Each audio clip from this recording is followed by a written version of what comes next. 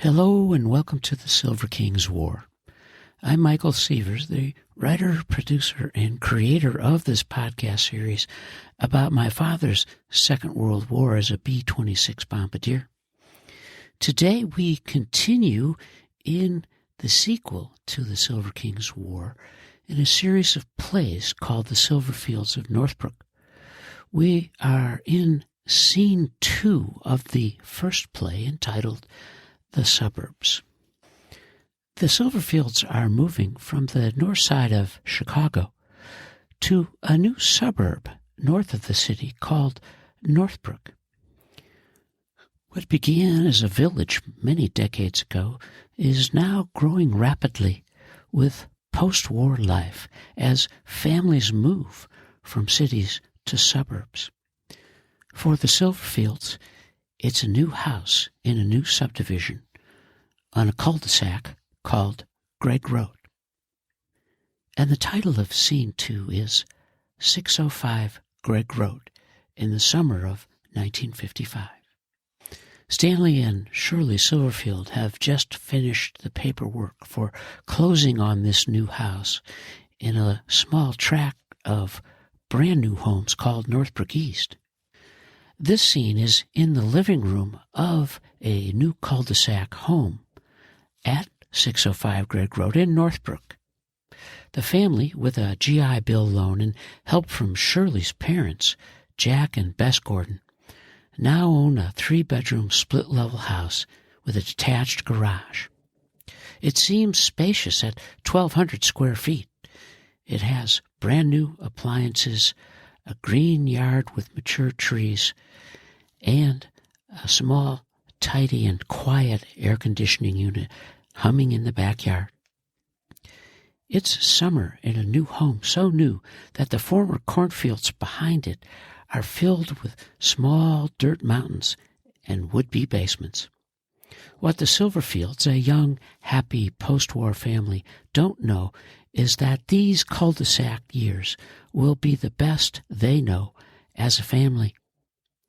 Over 5 happy, exciting years, the family will grow and develop and be very close, perhaps as close as they'll ever be as a post-war family. The scene begins as Michael steps forward under a single light to read as it transitions to the family's new living room. And the family is upstairs to see the big new bathroom and 3 bedrooms.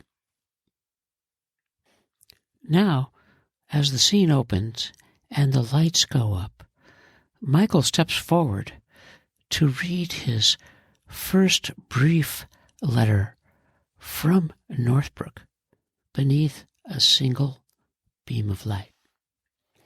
He's writing to the Silverfields' former neighbors in Chicago on West Aldine Avenue, Lucille and Lester Stern, who became very important to this young and up-and-coming family. And already Michael is feeling the pain of missing Aunt Lucille and Uncle Lester as he begins. Dear Aunt Lucille and Uncle Lester, you should see our house. It's beautiful. I've got a nice bedroom. Cindy does too. We've got big trees and a lawn, and Dad said to imagine pushing a mower to cut the grass. We've got a garage for 1 car. Mom said she will learn to drive. The house is on a circle, and our address is 605 Gregg Road, and there are lots of kids. And Mom says that she knows the family next door, the Krauses. I sure hope you'll come and see us soon. I'm not sure where you'll stay, but nonetheless, it will be good to get some hugs. I love you, Michael. As the lights go up on this scene in a brand new home, 1,200 square feet, split level, with the bedrooms upstairs and a high ceiling, which makes the house feel bigger, Stanley begins. Well, kids, what do you think about our new home? And Michael, this is our home, Dad? We're going to live alone? Wow, that seems amazing. And Mom, Shirley, yes, it is ours, Michael. You and Cindy have special bedrooms. And Cindy, chirping happily, bubbly, Daddy, Mommy, I'm really happy. I'm going to have my own room. And the King, okay, kids, let's follow Mom on our house tour and go upstairs. And Shirley, Cindy, this is your room. It's here, next to our big new bathroom. Do you like the colors? And Cindy, yes, Mommy. Can I get a big girl bed? And Stanley, we just ordered your big girl bed, honey. Let's look at Michael's room. And the proud King and Father continues, well, what do you think, son? You've got room for a nice writing desk and your sports collection. And Michael, almost speechless, it's wonderful. I can't wait to get my stuff in here. And Mom, finally, here's our room. It's the master with closets for Dad's suits and my dresses. And I'm excited too, kids. We're going to have fun in this brand new house.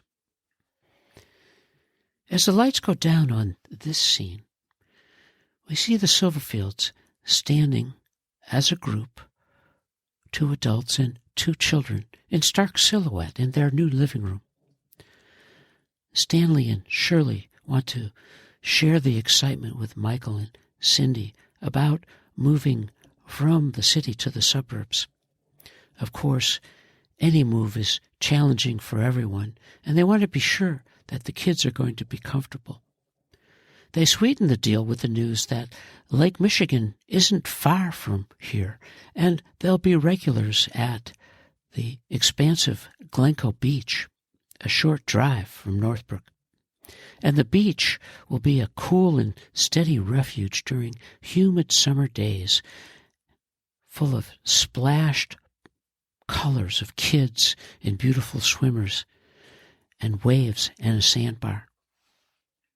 And now Michael will step forward beneath a single light to read a letter that will conclude Scene 2. And again, he's writing to the Stearns in Chicago. And this is his first farewell letter from Northbrook. Dear Aunt Lucille and Uncle Lester, Gregg Road is fun. The kids are friendly. Everything is green and fresh, except for the mounds behind the houses for basements to be. Mom and Dad are meeting the neighbors, having cocktails. Cindy is gaining confidence as she explores the yard. And I'm learning how to use our new Sears lawnmower. It's big and self-propelled. I've got to learn how to control it. It's a challenge, but I'm up to it. And I tried out for the Northbrook Little League. Dad said no one would ask my age because I'm 7, and in order to play, I need to be 8.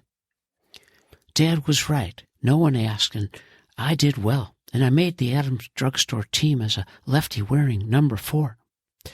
I hope you could come and visit and see me play. I'm excited about the season. I miss you and I love you, Michael. As the Silverfields begin to settle in to what will become their favorite cul-de-sac, and Michael gets busy modeling his new uniform, Adams Drugstore, number 4.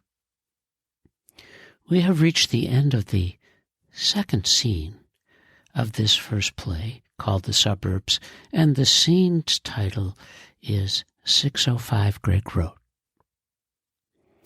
And you are listening to The Silver King's War.